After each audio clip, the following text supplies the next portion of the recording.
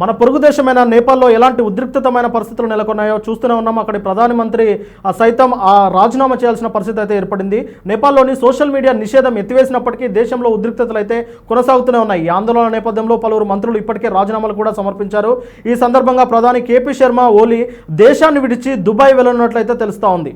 మంగళవారం కూడా యువత పెద్ద ఎత్తున నిరసనలు దిగారు. ఉదయం నుంచే ఈ నిరసనలు అయితే చేపడతా ఉన్నారు. మాజీ ఉప ప్రధానమంత్రి రఘువీర్ మహసేత్ నివాసంపై నిరసనకారులు రాళ్లు రువ్వారు. అలాగే సోమవారం రాజీనామా చేసిన హోంమంత్రి రమేష్ లేఖకు నివాసానికి కూడా నిప్పు పెట్టినట్టు తెలుస్తూ ఉన్నది. నేపాల్ కాంగ్రెస్ అధ్యక్షుడు షేర్ బహదూర్ ఆ నివాసాన్ని వదిలిపెట్టిపోయినట్టు తెలుస్తూ ఉన్నది.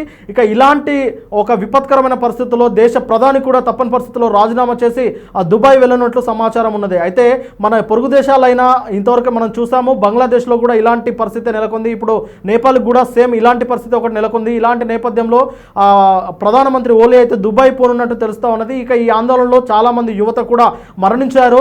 అలాగే అక్కడున్న ప్రభుత్వ అధికారులపై అలాగే మంత్రులపై కూడా విపరీతంగా అక్కడ ఉన్న యువత అయితే రాళ్లతో దాడులు చేస్తున్నట్టు తెలుస్తూ ఉన్నది. చూడాలి మరి ఈ విపత్కరమైన పరిస్థితి ఇంకా ఎలా ముందుకెళ్తుందో, ఎలా కొనసాగుతుందో, దీన్ని ఎవరు కంట్రోల్ చేస్తారో అనేది.